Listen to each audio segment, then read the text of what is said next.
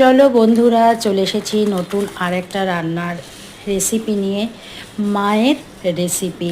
মায়েরা সবসময় অল্প অল্প রান্না সুন্দর করে অল্প মশলায় রান্না করে। সো বন্ধুরা, অল্প মশলার রান্না তোমরা বলতেই পারো।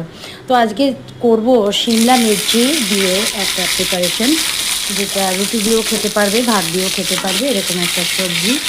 প্রথমে শিমলা মির্চিগুলো সরু সরু করে কেটে নিলাম। একটু প্রথমে কালো জিরে দিলাম, দিয়ে শিমলা মির্চিগুলোকে অল্প কিছু ভাজার পর আলুগুলো দিয়ে দিলাম। কাটা আলু, আলু দিতে হবে, চৌকো চৌকো করে কাটা আলু দিয়ে দিলাম। কাঁচা লঙ্কা দিয়ে দিলাম। একটু পরিমাণ মতন, তোমরা যেরকম নুন খাবে সেরকম পরিমাণ মতো নুন দেবে, আর পরিমাণ মতো মিষ্টি দেবে। এবার খুব সুন্দর করে একটু একটু লাল লাল লাল লাল করে ভেজে নিতে হবে আলুটা। তোমরা যদি শুকনো লঙ্কা ফোড়ন দিতে চাও এখানে অ্যাড করতে পারো। এই দেখো, সুগার তোমরা যদি না খাও না দিতে পারো, তবে আমি একটু মিষ্টি মিষ্টি খেতে ভালোবাসি, সেই জন্য আমি একটু সুগার দিলাম, এর মধ্যে চিনি দিলাম। আচ্ছা, এর মধ্যে মশলা কিন্তু হলুদ হলুদ লঙ্কার গুঁড়ি কিচ্ছু, কোনো মশলাই যাবে না, শুধু একটুখানি যাবে চাট মশলা।